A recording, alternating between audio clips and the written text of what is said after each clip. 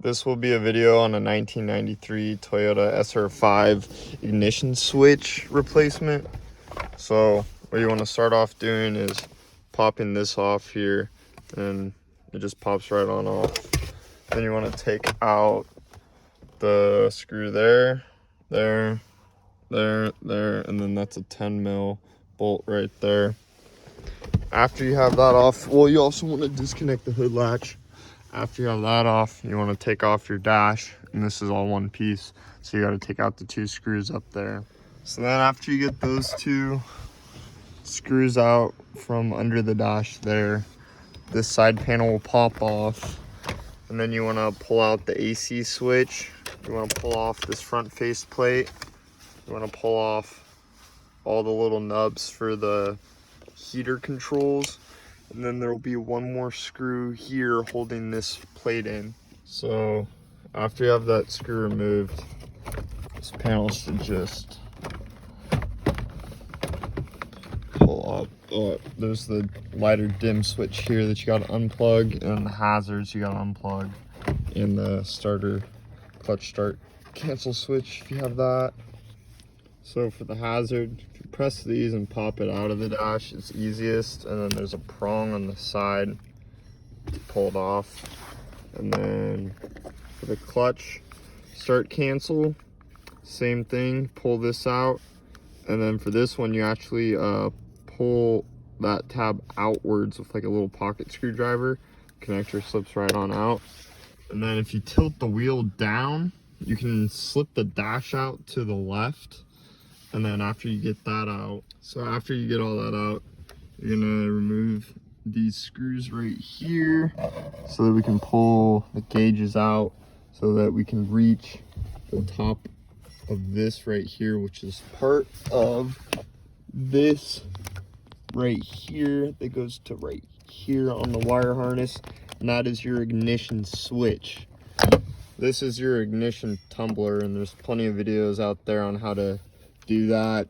Basically, you just turn it to an accessories, and there's a little nub right there that you press in, and then you can put a pocket screwdriver right there and just wiggle and pull that whole thing out. But we're going to be doing the actual ignition switch itself. So we got to get up here, and we got to get back there. And on the back of this right here, there should be a small Phillips. All right, so I got all these gauge clips undone. They didn't make any cutout here, so I'm gonna end up taking this whole frame probably out, or at least loose enough so that I can get to the top and unscrew those two little nuts right there. So for the glove box, I took out a screw right there, one right next to it, another one on this side, a bolt right there, another 10mm bolt, and then this whole glove box came out, in this front panel, which had a screw right here, came off, and it just snaps in. Then I had to unclick the dash, or the glove box light, and then this was for the speaker. This was the lower panel right here, and that was the cigarette port right there. And then that was just held in by two body clips on each side. And then this one right here was for the light, or for the clock.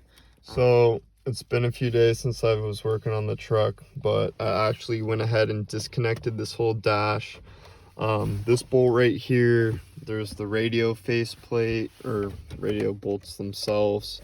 There's one right here that went on the bar, and then there's a couple up over here by the glove box. Took out that full assembly, disconnected the selector switch. I got the new switch. There's the old switch right there, but I got the new ignition switch here. So as you can see, these two right here holes screw up on top of the lock cylinder. Can't really get a good angle on it, but there we go. So those screw right up on there, and then on the back right there is that guy right there. So I'm gonna go ahead and get this in and put all this back together. I'll try to record videos of me putting it back together, so if you're taking it apart or putting it together, it may help you. So I gotta set it up in there. I'm about to screw it in, and these cables connect right down here. All right, so I got the dash snapped in place. When you're doing so, make sure that you route these wires out through for your clock and your hazards, and then make sure that you pull your gauge wires through. Now I'm gonna put the glove box in first because I kind of forgot where all these bolts and nuts went, and this is the easiest to do. There's gonna be a 10mm bolt here, another 10mm bolt there, a screw right here, and then another screw right here, but I believe this screw here holds in another panel, so that one will probably go last.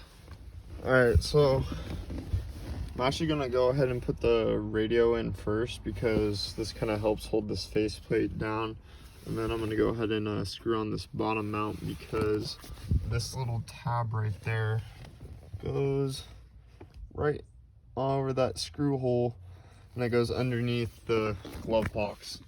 And then I'll set the glove box up and hook that up over there. Then I'll jump back over here. I'll get that bolt in, put the gauges in, screw the gauges in, and I'll pop over here, finish this faceplate, put on plastic. So after you get the radio on, there's gonna be these flat screws, and they're flatter than these. As you can tell, see how that's bubbled out more? These are flat. These flat ones are gonna go one here, and then you can put this on, and then two more right here. It has these clips right there, and then it has 4 screw holes. Okay, now the clock's plugged in, this faceplate is snapped on, and the cigarette outlet is plugged in, radio screwed in, plugged in. Gonna screw this up right here, and then I'm gonna move over to the glove box in a second.